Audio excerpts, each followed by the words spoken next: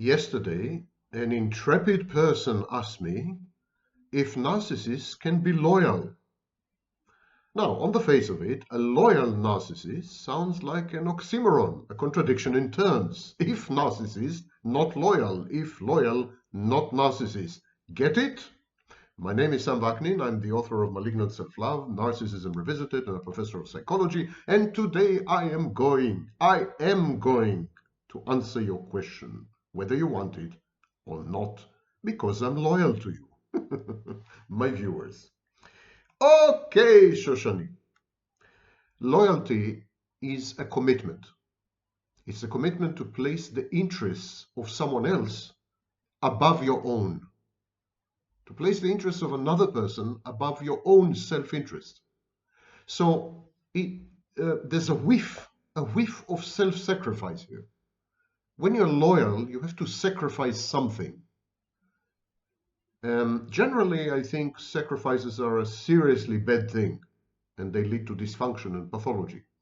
But loyalty may be the exception, because the self-sacrifice in most cases is either minimal or morally justified. At any rate, the test of loyalty is the willingness to subject your self-interest to the interest of another person who you love. Loyalty, therefore, is a crucial element in the most significant intimate relationships, such as marriage or friendship.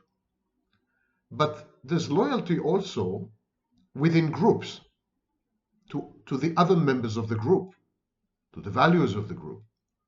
There's loyalty which is linked to group affiliation.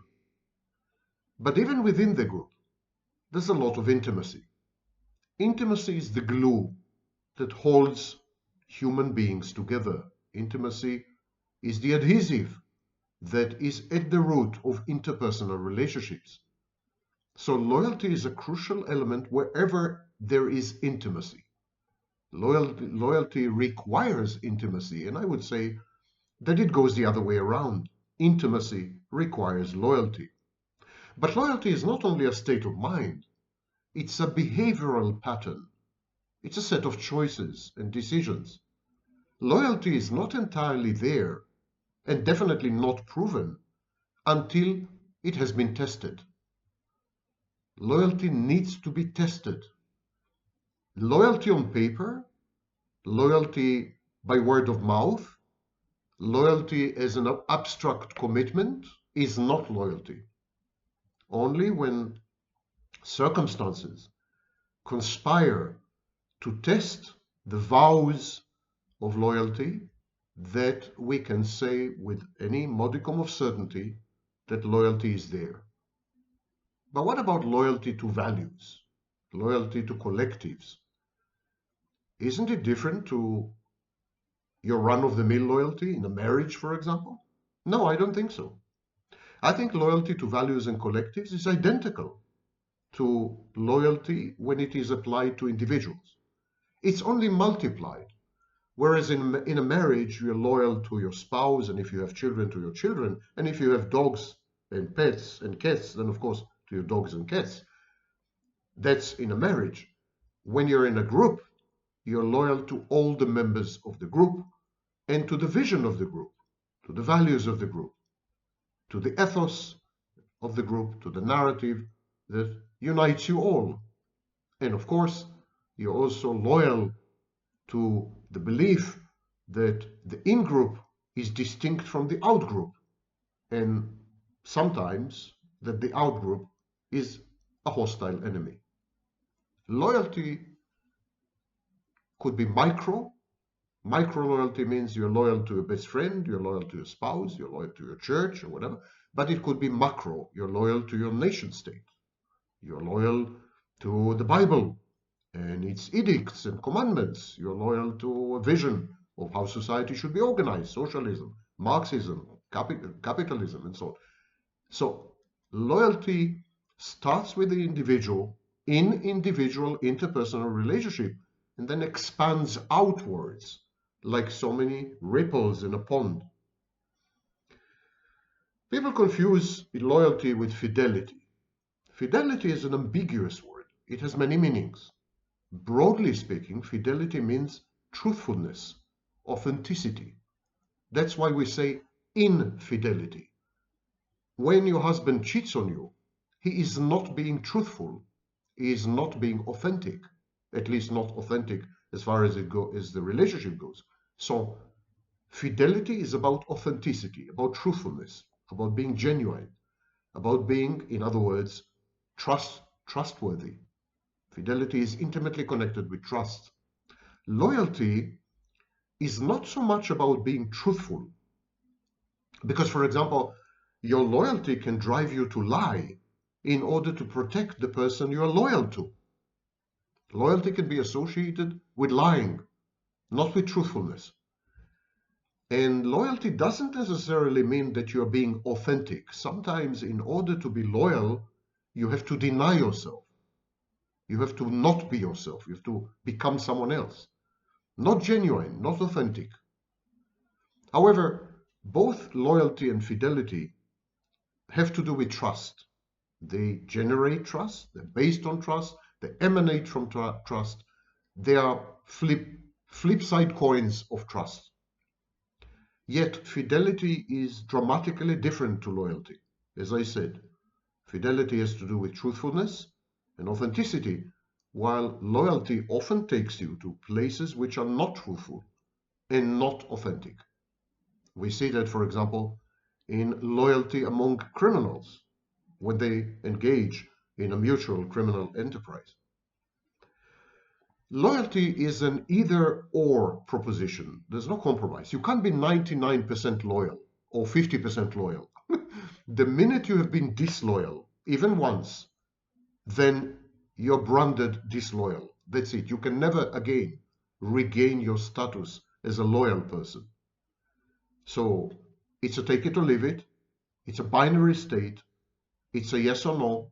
It's an either or. And in this sense, it's reminiscent to pregnancy.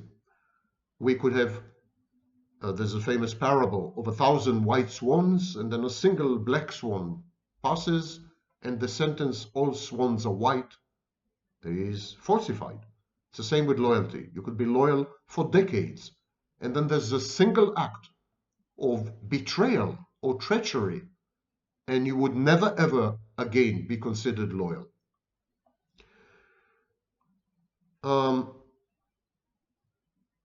With narcissists, loyalty is possible.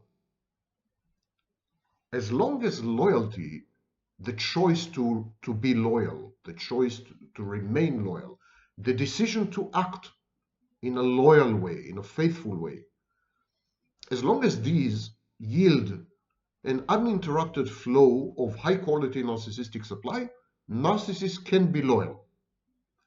Narcissists, exactly like psychopaths, are goal-oriented, but whereas the psychopath's goals are multivariate and many, the narcissist's goal is one thing only: attention. Narcissist is an attention seeker. Narcissistic supply is his or her drug of choice.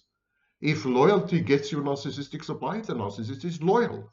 If disloyalty gets you, and treachery get you narcissistic supply, that's what the narcissist is going to do. Narcissist does whatever it takes to obtain and secure narcissistic supply. The narcissist's loyalty, therefore, is a form of explicitly transactional approach or state of mind or attitude or behavior. There's a transaction there. I'm going to be loyal because it brings me narcissistic supply. I'm going to be loyal as long as I obtain attention. I'm going to be ostentatiously loyal. I'm going to brag about my loyalty. I'm going to boast about it. I'm going to attract attention to my loyalty. My loyalty is a vehicle in order to secure an uninterrupted flow of my drug, my narcissistic supply. A narcissist would even sacrifice his or her life if he has no other choice, and then only if it guarantees posthumous narcissistic supply. So we see narcissists sometimes commit suicide because they imagine the impact the suicide would have on world attention, world opinion, or the opinion and attention of people around them who they consider to be sources of narcissistic supply. Any relationship that calls for major sacrifices of essential aspects of well-being, identity, or existence is unhealthy. Loyalty that requires you to compromise your well-being, to feel bad on a constant basis. Loyalty that asks you to negate and deny your identity, to be someone else, not you. And loyalty that endangers or risks your existence in any way, shape, or form. This kind of loyalty is pathological, is unhealthy, and actually, it is not loyalty at all. It is codependency masquerading as loyalty. I hope I've answered your question. Narcissists can be loyal if it pays.